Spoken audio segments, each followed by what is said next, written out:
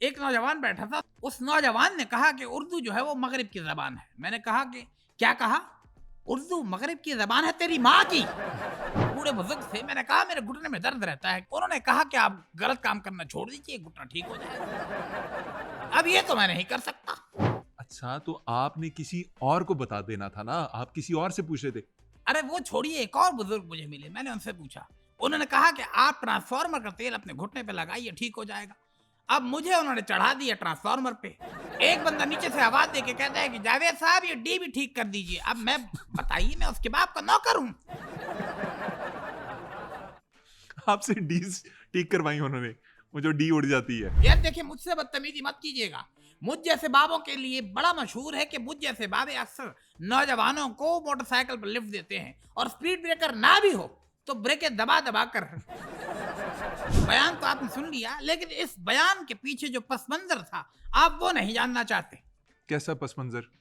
अरे भाई, जहन्नुम में तो मेरे बीवी बच्चे रहते हैं ऑलरेडी, तो मैं जहन्नुम ही प्रेफर करूंगा ना। आपके बीवी बच्चे तो इंडिया में रहते हैं। वही तो जहन्नुम है मेरे लिए। करता है क्या क्या इंसान हाजात के लिए, करता है क्या क्या इंसान हाजात के लिए। यार कोई तेल मिल जाएगा मेरी लात के लिए। अब इसका अगला मिसरा सुनिए, इंतहाई हल्का मिसरा है कि मैं गया बाथरूम के अंदर, मैं गया बाथरूम के अंदर। मैं गया बाथरूम के अंदर, जो भी अंदर था सब निकाल आया। अब उस मालची ने मेरी मालिश करते करते पता नहीं ना जाने कौन सी रग दबाई, तेरा बाबा बेहोश। आप मेरे बाबा नहीं हैं। फरहान भी यही कहता है।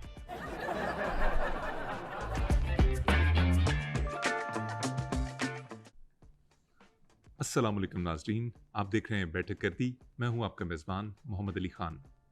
नाज़रीन, आज हमारे प्रोग्राम में भारत देश से एक ऐसे मेहमान मौजूद हैं जो जब भी पाकिस्तान आए हमने उन्हें सर आंखों पर बिठाया, उनके गले में फूलों के हार डाले, उनके कदमों में बैठे, उनको इज्जत दी। लेकिन वो कहते हैं ना, इंसान जब एक ख़ास उम्र में पहुंचता है तो थोड़ा सा सठिया जाता है, मगर ये साहब तो मुकम्मल ही सठिया गए हैं।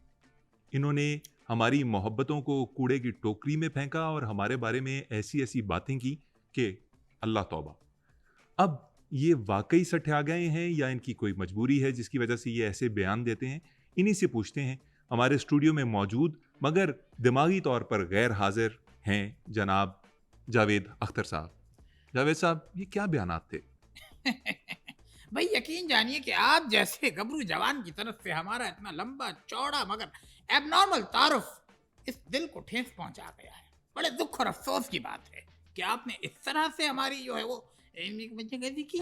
और आपके जो हमारे बारे में ख्यालात हैं जिससे हमें कोई फर्क नहीं पड़ता, उसके बारे में आपका क्या ख्याल है? भाई देखिए, आपका जो शिकवा है वो हम समझते हैं, लेकिन आपकी इस बात का जवाब हम एक शेर में देना चाहेंगे। एक बात सुन लीजिए, हमें आपसे कोई शिकवा नहीं है, लेकिन आप शेर सुना दीजिए फिर भी। लो भाई, शेर सुनावा शेर नु लग गया दई। शेर सुनावा शेर नु लग गया दई। फेर सुनावा जा मैं सुनांदा ही नहीं। ये क्या था? भाई अली मोहम्मद खान साहब, आजकल मेरी ज़हनी कैफियत कुछ अजीब सी चल रही है। उस दिन मेरे दोनों बच्चे मेरे कमरे में आए, मैंने उन्हें कहा जी किससे मिलना है। भाई वो मुझे गौर से देखने लगे। इतने में मैंने 15 फोन कर दिया कि भाई चोर आ गए हैं। अच्छा, फिर क्या हुआ? अब ऊपर वाला जाने के क्या हुआ, मैं तो घर छोड़ कर आ गया था। उस दिन की बात सुन लीजिए, मैंने एक बंदर को प्रोड्यूसर समझ के पूरा आइटम सॉन्ग सुना डाला और उसने ताली भी बजाई। ऐसा नहीं कि उसने सुन लिया, ताली भी बजाई, मुझे दाद भी दी। आपको आजकल बंदर ही दाद दे रहे हैं। परसों की एक और सुन लीजिए, मैं एक मॉल के अंदर लेडीज वॉशरूम में घुस गया। भूल कर? नहीं, उस वक्त मैं होशो हवास में था। ऐसा नहीं कि मैं भूल गया था, होशो हवास में गुजरा। लेकिन जो मुझे बाद में मजदूरों ने सूता है, जो मुझे मारा है, इतना मारा कि पूछिए मत। अरे, मॉल के लेडीज वॉशरूम के अंदर मजदूर कहां से आ गए? वो मॉल दरअसल अंडर कंस्ट्रक्शन था। तो अभी एक मॉल जो बना ही नहीं, आप उसके अंदर क्या करने गए? करता है क्या क्या इंसान हाजात के लिए, करता है क्या क्या इंसान हाजात के लिए। यार कोई तेल मिल जाएगा मेरी लात के लिए। ये कैसी शायरी करनी शुरू कर दी, आप वाकई सठिया गए। भाई देखिए, ऊपर वाले ने जिस तरह मजनू के दिल में दर्द दिया है, इसी तरह ऊपर वाले ने मेरे घुटने में दर्द दे दिया। और जब मैं पाकिस्तान आया तो भाई हर एक मेरे घुटने की तरफ लपक गया, चेक कर रहा है कि भाई बाबे में जान है कि नहीं है। यार वो आपकी इज्जत कर रहे थे, वो आपको इज्जत दे रहे थे, आपके घुटनों को हाथ लगा रहे थे। अली जफर बैठे हुए थे, कोई और बैठे हुए थे, 2-3 वो अदील हाशमी थे, ये लोग आपको इज्जत दे रहे थे, घुटने चेक नहीं कर रहे थे। नहीं तो मेरे दर्द का क्या? उसका मदावा कौन करेगा उसका मदावा जो मेरा दर्द था। वो मदावा आप पाकिस्तान के खिलाफ बातें करके करेंगे? आपने पाकिस्तान को जहन्नुम करार दे दिया। भाई किसी भी चीज की हद होती है। पाकिस्तान क्या आ गया, कोई मुझे उधर ले जा रहा है, कोई खाना खिलाने उधर ले जा रहा है, चला फिरा रहे हैं और मेरे घुटने का किसी को ख्याल नहीं। अरे वो आपकी आओभगत कर रहे थे, आपको इज्जत दे रहे थे, आपसे शायरी सुनना चाहते थे, आपके शेर सुनना चाहते थे। खान साहब शेर क्या मैं खाक सुनाता? अरे मेरा तो घुटना लंगड़ा शेर हुआ था।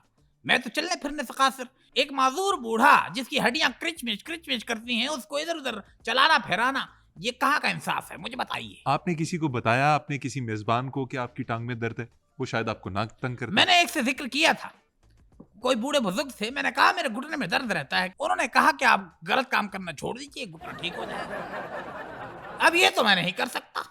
अरे चलें, एक साहब ने अजराहे तफन्नुन आपको ना ना ना ना ना ना ना ना ना ना रे ना अजराए तफन्नुन नहीं, उन्होंने जान के कहा था। अच्छा, तो आपने किसी और को बता देना था ना, आप किसी और से पूछ रहे थे। अरे वो छोड़िए, एक और बुजुर्ग मुझे मिले, मैंने उनसे पूछा, उन्होंने कहा कि आप ट्रांसफार्मर का तेल अपने घुटने पे लगाइए, ठीक हो जाएगा। अब मुझे उन्होंने चढ़ा दिया ट्रांसफार्मर पे। एक बंदा नीचे से आवाज दे के कहता है कि जावेद साहब ये डी भी ठीक कर दीजिए। अब मैं बताइए, मैं उसके बाप का नौकर हूं। आपसे डी ठीक करवाई उन्होंने, वो जो डी उड़ जाती है। और डी मैंने ठीक कर भी दी, हालांकि मुझे नहीं आती। अच्छा चलें, ये बताएं, इस सारे वाकये में आपने ट्रांसफार्मर का तेल निकाला? हाँ तेल निकला।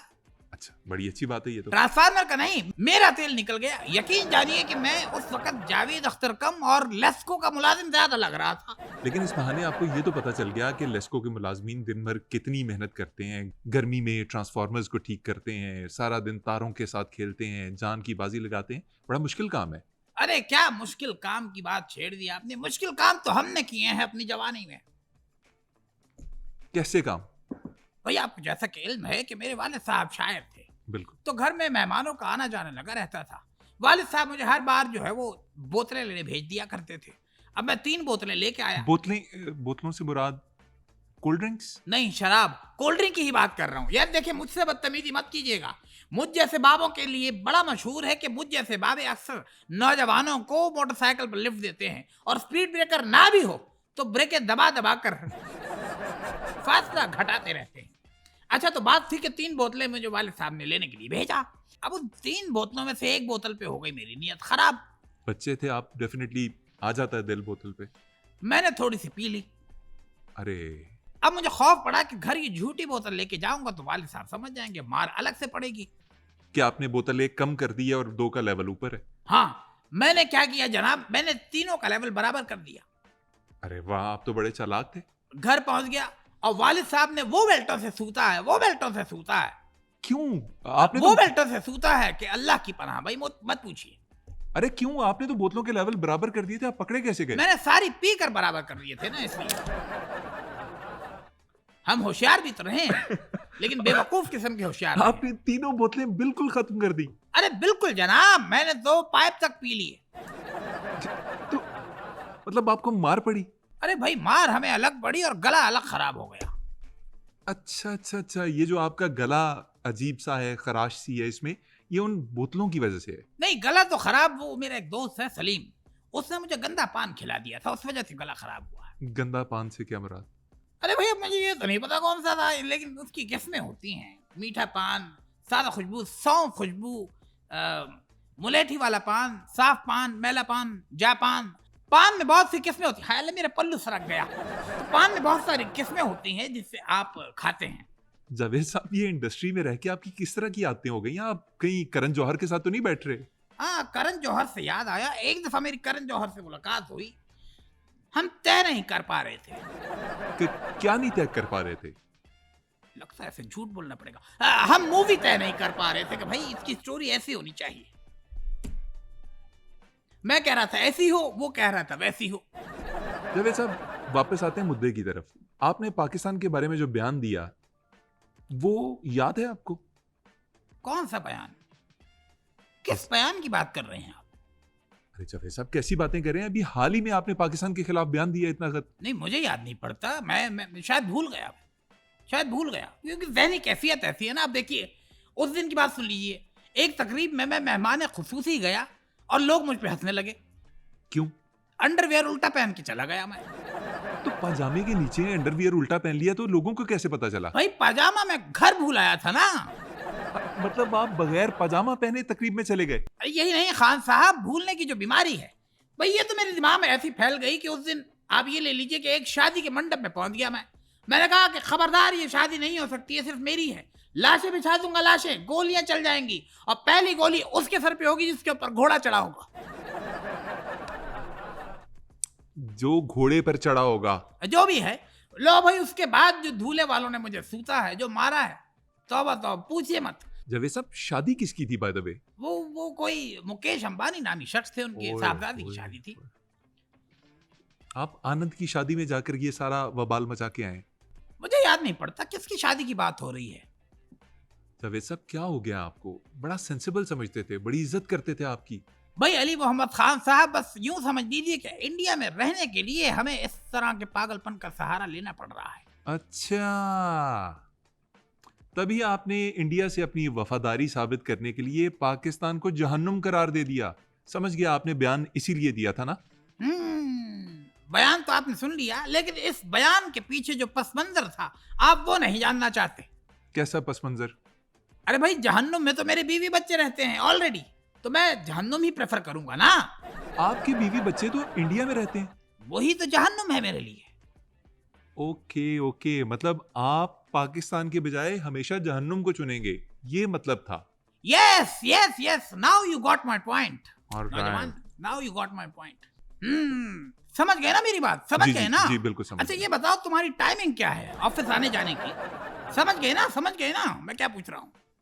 जावेद साहब, कोई अक्ल को हाथ मारें। आप 80 साल के एक बुजुर्ग हैं, आप किस तरह की बातें कर रहे हैं मेरे साथ? मैं दरअसल ये जानना चाह रहा हूँ कि आप अपनी जिंदगी में कितने पंक्चुअल हो। मैं जितने मर्जी बजे ऑफिस आऊं, मैं जितने मर्जी बजे जाऊं, आपका इससे क्या लेना देना? भाई मैंने अपनी पूरी लाइफ में 2 लोग ही देखे हैं जो इतने कदावर हैं, एक अमिताभ बच्चन और एक आप। वैसे आपने बताया नहीं कि आपकी टाइमिंग क्या है ऑफिस आने की। समझ गए ना? इधर मेरी तरफ देखो, नजर मत चुराओ। साहब प्लीज जाने दें, ये this is not the time और the place to talk about these things. Please, मैं आपसे अगला सवाल पूछता हूँ। आप प्लीज, मुझे शर्मिंदा कर रहे हैं आप। A man is known by the time he keeps। Javed साहब, टाइम से निकल सकते हैं अंपायर? आओ निकले, मैं तो तैयार हूँ। चलो, कहाँ जाना है? चलो भाई, सोच क्या रहे हो? यार आप अजीब हरकतें कर रहे हैं। मेरा अगला सवाल है आपसे कि भाई 2 लोग मुझसे बड़े सवाल करते हैं। एक तो शबाना सवाल बहुत करती है, एक दूसरे तुम हो जो मुझसे बड़े सवाल कर रहे हो। सवाल ये है कि आपने उर्दू जबान के लिए क्या किया? उर्दू के हवाले से मैं यहाँ कहना चाहता हूँ कि उर्दू इटसेल्फ एक कोई ज़बान नहीं है। ये बहुत सारी चीज़ें मुख्तलिफ ज़बानों से बोरो की गई हैं, तब जाके उर्दू बनी है। ये मेरा ओपिनियन है, मेरा थॉट है। अब इस बात से कोई अग्री करे या डिसएग्री करे, ये एक अलग बात है। एक नौजवान बैठा था, उस नौजवान ने कहा कि उर्दू जो है वो मगरिब की ज़बान है। मैंने कहा कि क्या कहा?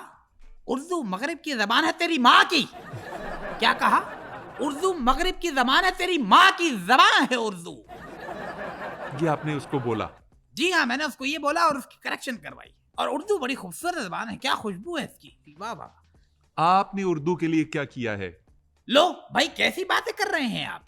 भाई उर्दू ज़बान के लिए जितना मैंने किया है उतना किसी और ने नहीं किया होगा। उर्दू को हमने शायरी दी, उर्दू को मैंने मुहावरे दिए। शायरी तो आपने चने दी जैसी तैसी, मुहावरे कौन से दिए आपने? भाई शबाना रोज, आपने एक मुहावरा सुना होगा, शबाना रोज मेहनत। बिल्कुल, ये मैंने शबाना को कहा था कि शबाना रोज मेहनत करके ऐसे बच्चे पैदा करने की क्या जरूरत है।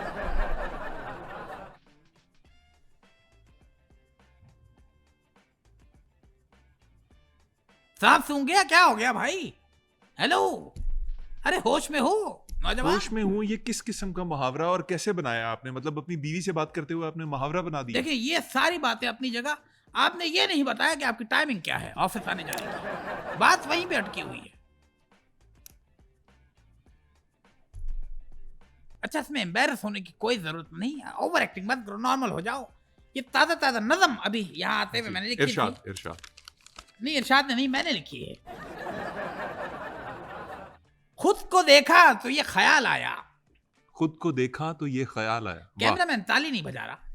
नहीं, वो बजा नहीं सकते ना, ऑडियो आ जाएगी अंदर। खुद को देखा तो ये ख्याल आया, क्या अदब में कोई दलाल आया। खुद को देखा तो ये ख्याल आया, क्या अदब में कोई दलाल आया। लोग पूछेंगे इंडिया वापसी पर। वाह, मुकर्रर। बे मैं मुकर्रर नहीं, शायद हूं। लोग पूछेंगे इंडिया वापसी पर, तू करा कर कहां से लाल आया। आंखों की बात हो रही है, गुस्से में था मैं जब यहां से गया, तो गुस्से में था। बच्चों की आया दो किस्म की है। बच्चों की आया दो किस्म की है। एक हराम आया, एक हलाल आया। ये क्या बकवास है? ये किस किस्म की शायरी है? भैया बीच में मत बोलिएगा, आपको मेरी कसम। ठीक। एक हराम आया, एक हलाल आया, मैं गया बाथरूम के अंदर। अब इसका अगला मिसरा सुनिए, इंतहाई हल्का मिसरा है कि मैं गया बाथरूम के अंदर। मैं गया बाथरूम के अंदर। मैं गया बाथरूम के अंदर, जो भी अंदर था सब निकाल आया। कैसी गलीज शायरी है। और आप कहते हैं आपने उर्दू के लिए बहुत कुछ किया। कैमरामैन ताली नहीं बजा रहा।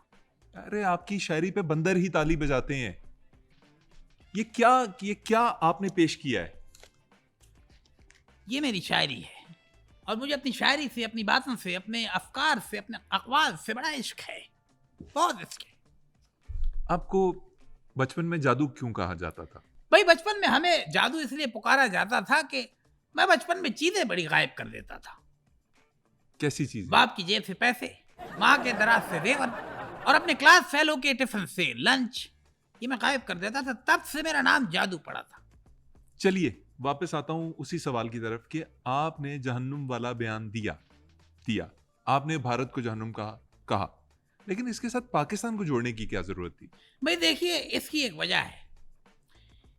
एक शेर से इस बात का आगाज करूंगा। ये सर्द रात, ये आवारगी, ये नींद का बोझ, हम अपने शहर में होते तो घर चले जाते। भाई देखिए, पाकिस्तान का नाम हमने क्यों लिया, इसके पीछे एक वजह है। जब हम आखिरी बार पाकिस्तान आए तो यहाँ पर हमने सुन रखा था कि भाई आपके यहाँ चंपी मालिश बहुत मशहूर है। अब मेरा तजस्सुस जो है वो मुझे काटने लगा। मैं बगैर किसी को बताए कैंट स्टेशन पहुंच गया। वहां मालशिए का मैंने छोटा सा इंटरव्यू लिया, पैसे तय हुए, उसने मालिश शुरू कर दी। अब उस मालशिए ने मेरी मालिश करते करते पता नहीं ना जाने कौन सी रग दबाई, तेरा बाबा बेहोश। आप मेरे बाबा नहीं है। फरहान भी यही कहता है। लो भाई, जब मैं होश में आया मुझे खतरा लगा कि यार मुझे कोई लूट लाट के ना चला गया हो। मैंने पर्स निकाला, पैसे चेक किए, उसमें वो 1000 रुपए एक्स्ट्रा रख के चला गया। आप तो उसके बाद दोबारा कभी कैंट स्टेशन गए नहीं होंगे? अरे मैं तो रोज जाता हूँ, लेकिन वो मिलता ही नहीं। जावेद साहब, आप वाकई ये खराब बाबे हैं। मेरे मोहल्ले वाले भी यही कहते हैं। उनके भी मेरे बारे में यही विचार है, यही तासरात है। अच्छा चलें, गुफ्तगू का सिलसिला कहीं और मोड़ते हैं। मुझे ये बताइए, आपने इतनी जिंदगी गुजार ली, तकरीबन 8 तिहाइयां, जब कोई अहम फैसला करना होता है तो किससे मशवरा करते हैं? बहुत आपका अच्छा सवाल है भाई। जिंदगी में बहुत सारे ऐसे मामलात, ऐसे मनाजिल ऐसी आई हैं, मैंने अपने पक्के दोस्त से ही मशवरा किया हमेशा, कोई भी ऐसा डिसीजन लेने वाला मामला हो। पक्का दोस्त कौन है आपका? गुलजार जी, गुलजार। और किया मैंने उसके एन बरक्स, उसके ऑपोजिट। अरे सर, आप अपना फैसला खुद ले लिया करें ना, गुलजार साहब का भी टाइम बर्बाद करते हैं, अपना भी। भाई देखिए, उम्र, फसल और वक्त, ये बर्बाद करने के लिए ही होता है। ये मेरा ओपिनियन है। आप हमारा वक्त भी बर्बाद कर रहे हैं। मुझे राइट अवे ये बताइए कि आप खुद को बहुत बड़ा शायर समझते हैं, बहुत बड़ा अदीब समझते हैं। कोई ऐसा शख्स जिंदगी में मिला हो जिसने आपको फील कराया हो कि आप उससे छोटे हैं, आप हार गए हैं, आपको शिकस्त हुई है, वो आपसे बेहतर है? हाँ, मुझे याद पड़ता है जब हम छिड़े छांट हुआ करते थे, जब शादी नहीं हुई थी, यंग से लड़के थे, उस दौर में हमारी बहुत सी महबूबाएं हुआ करती थी। अच्छा। उनमें से एक महबूबा के घर हम चले गए। अब वो किचन में चाय बना रही थी। मैं पीछे से गया और आंखों पे हाथ रख दिया। मैंने कहा, पहचानो कौन? कहती है इशफाक। मैंने कहा नहीं। कहती है शफीक। मैंने कहा नहीं। कहती है रिजवान। मैंने कहा मैं जावेद, और मेरी आवाज क्या उन लोगों से मिलती है? तुम मुझे पहचान ही नहीं रही। कहती है वो तो बोलते ही नहीं। वहां पे मुझे लगा कि हाँ यार, मुझे कोई बीट कर गया है, मुझसे भी कोई तेज है, मुझसे भी कोई शातिर है, मुझसे भी कोई अपने काम का माहिर है, जो मुझे हरा कर चला गया। जावेद साहब छोड़िए ये बातें, मुझे ये बताइए फिल्म लिखने का ख्याल दोबारा से नहीं आया कभी? आप फिल्म लिखने की बात कर रहे हैं भाई, मेरा जो फिल्म लिखने का जोश है, मेरा दिल तो करता है कि इस बार मैं फिल्म फाड़ दूं। अरे जावेद साहब, मैं फिल्म बनाने की बात कर रहा हूँ। जैसे आपने शोले बनाई थी, वैसे कोई फिल्म बनाने का ख्याल दोबारा नहीं आया? हाँ, मैंने खान के साथ एक फिल्म बनाई थी पहले, शोले। अब मैं चाहता हूँ कि एक और फिल्म बनाऊं। मैं बल्कि आपसे रिक्वेस्ट करूंगा कि आप मेरे साथ फिल्म बनाइए, लेकिन कैमरा मेरा होगा। अरे जावेद साहब, आप पटरी से बार बार उतर रहे हैं। मैं आपसे अर्ज कर रहा हूँ कि कोई बड़ी फिल्म, जैसे अभी गेम ऑफ थ्रोन्स एक बहुत बड़ी सीरीज थी। अरे क्या बेकार फिल्म का आपने जिक्र कर दिया है, गेम ऑफ थ्रोन्स। वो तो इतनी बेकार थी, मुझे बिल्कुल पसंद नहीं आई। उसमें तो एक बहुत बड़ी मिस्टेक है। क्या मिस्टेक है? भाई एक तो उसके अंदर मेरा आइटम सॉन्ग नहीं था, और दूसरा जो उसके अंदर ड्रैगन दिखाया गया है, उसके नथने मुझसे छोटे हैं।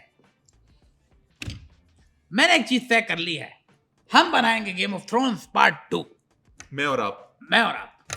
ठीक है, स्टोरी सुनाइए। स्टोरी क्या होगी? भाई स्टोरी सुनो, अब सारा मजा उसकी स्टोरी में है। भाई कैमरा खुलता है, ठीक है, कैमरा ओपन हुआ, एक शॉट दिखाते हैं, एक मोटरसाइकिल पर एक बाबा ऊबड़ खाबड़ रास्ते से गुजरता हुआ, और उस बाबे की मोटरसाइकिल के पीछे एक हीरो भी बैठा हुआ है, और वो हीरो हो तुम। ऊबड़ खाबड़ रास्ते से वो बाबा मोटरसाइकिल चलाते हुए, और पीछे नौजवान बैठा हुआ है, वो होते हुए आगे भी चलिए ऊबड़ खाबड़ रास्तों से। यार अगर मैंने सीन थोड़ा लंबा कर दिया तो तुम्हारा जाता क्या है। बहरहाल वो होते हुए ड्रैगन के अंडों के पास पहुंच गए। ये क्या बकवास है? मोटरसाइकिल के ऊपर कोई ड्रैगन के अंडों तक कैसे जा सकता है? भाई मैं तो अंडों के पास हमेशा मोटरसाइकिल पे जाता हूँ। आपकी बकवास जो है वो खत्म। बहरहाल ड्रैगन के पास हम पहुंचे, क्या देखते हैं कि ड्रैगन के 2 अंडे। 2 नहीं, गेम ऑफ थ्रोन्स में 3 अंडे थे। भाई 3 अंडे नेचुरल नहीं होते, 2 अंडे नेचुरल होते हैं ड्रैगन के। यार आप जावेद साहब बकवास किए जा रहे हैं। बहरहाल अब नहीं, मैं नहीं सुनूंगा। अब मैं भी डर नहीं, रहा नहीं, हूँ। नहीं। मैं देखो स्टोरी पूरी कर, मुझे आज तक किसी की हिम्मत नहीं हुई कि मेरी स्टोरी के बीच में बोले। लो भाई, आपको मैं इशारा करता हूँ, अली मोहम्मद खान, आप ड्रैगन को अपने काबू में कर लेते हैं। कैसे? आप ड्रैगन के अंडे पकड़ लेते हैं। यार बस कर दें, अल्लाह का वास्ता, बस कर दें। ड्रैगन यूं मुड़ता है। अब बस बस बस बस बाबा जी बस। नाज़रीन, हमसे बहुत बड़ी खता हुई, हमसे गलती हुई कि एक दफ़ा फिर इन्हें पाकिस्तान आने की दावत दी, इनके साथ बैठे, अपना वक्त बर्बाद किया। आइंदा आपसे किसी अच्छे गेस्ट के साथ मुलाकात होगी। हमारे प्रोग्राम को लाइक करना, शेयर करना और सब्सक्राइब करना मत भूलिएगा। इजाज़त दीजिए, अल्लाह निगहबान।